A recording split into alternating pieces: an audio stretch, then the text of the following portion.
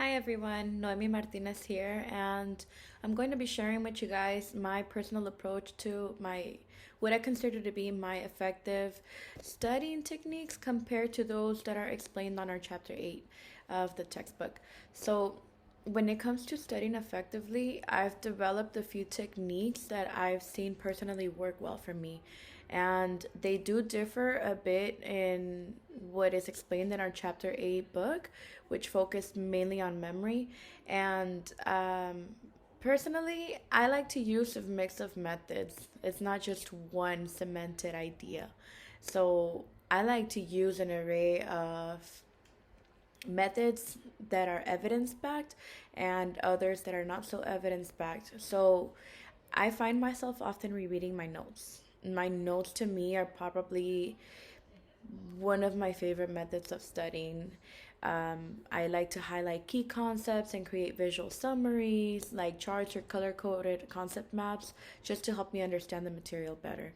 I also like to talk through concepts out loud, almost as if I am teaching them out, which help reinforce what I'm learning. That is one of my favorite methods to utilize. And one technique that I find aligns closely with what the textbook recommends, it's self quizzing. I'm huge on self quizzing. I regularly test myself in the material, whether that's through practice questions, flashcards, or just covering my notes and trying to recall the information. Um, in the textbook, in chapter 8 textbook, there is actually a good in-depth analysis of what this study technique is, and that is it names it as active recall, and it is strongly supported by the textbook as well. So um, thankfully, just incorporating active recall into my study sessions, it helps improve memory and long-term retention. So highly, highly recommend that.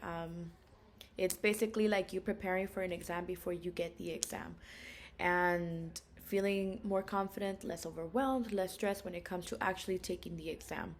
So, the book also recommends something else called distributed practice, which is basically you spacing out your study sessions over time instead of cramming everything into the last minute.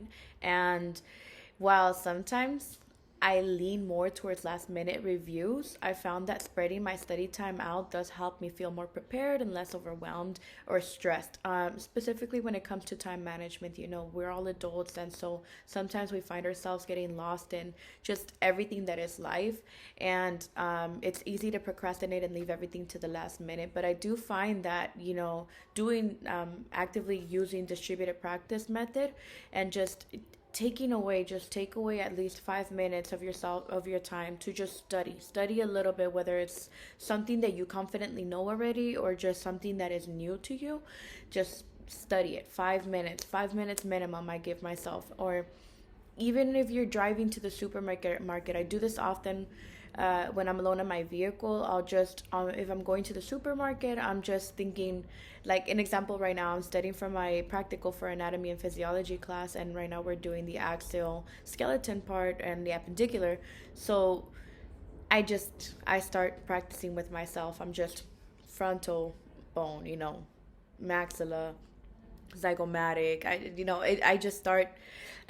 I know it sounds silly and it probably looks funny to anybody that's driving down the road looking at me. I'm just pointing at myself and then just talking, but it does help, and it is just basically it helps distribute my time and basically mix up my topics, which is another method of studying when it comes to what is in chapter 8 textbook. So I mix everything. I use a little bit of everything. When it comes to the concept I just mentioned, I believe that one in the book was called elaborative rehearsal. I, I could be wrong. I think it is elaborative rehearsal, which basically it means linking new information to things I already know. Um, no, no, wait, I'm sorry, I could be wrong. No, that's interleaving. Okay, yeah, that's interleaving, which is basically like just mixing different topics of study during sessions. The other one is elaborative rehearsal, but that's basically linking no, that's just you basically linking concepts to everything. And I do know that I do this unintentionally and intentionally, just basically concepts that just kind of click when you're rereading them, when you're going over them. It's basically like, oh, okay, yeah, I remember. It relates to whether it's a personal experience or just something that we've read in our psychology chapters previously, I realized that it basically creates like a mental roadmap of just concepts and complex ideas that just sort of start clicking together. And so subconsciously, I believe that we all sort of do that, and it's just basically through like just rehearsive method that you get to unlock that, in my opinion, and how I feel like I utilize that concept. And when it comes to interleaving, I feel like it is a mixing of different topics during study sessions. And so the way that I'm not super used to doing something like that. I kind of like to lock in on just a certain topic, but I'm not opposed to the idea or even just experimenting with it to see if maybe it helps me think more flexibly and just possibly connect ideas across chapters that we've already read before. So that's pretty much it. I personally believe I've developed some helpful study habits on my own, basically using visual tools, self quizzing, but possibly integrating some of the textbook's evidence based strategies like the elaborative rehearsal and the interleaving that could possibly help enhance my learning even further. I'm not opposed to the idea, especially if it's evidence backed again. So basically, it's just a good reminder that effective studying isn't just about putting in time, but using the right techniques as well too. And I believe Chapter 8 has been extremely helpful when it comes to, showcasing different methods of studying that help not just with short-term memory but just encoding and storing information as well too. So I'm actually pretty excited to use this newfound knowledge. But yeah, that's pretty much it. I don't know how long I went on this video. I'm sorry.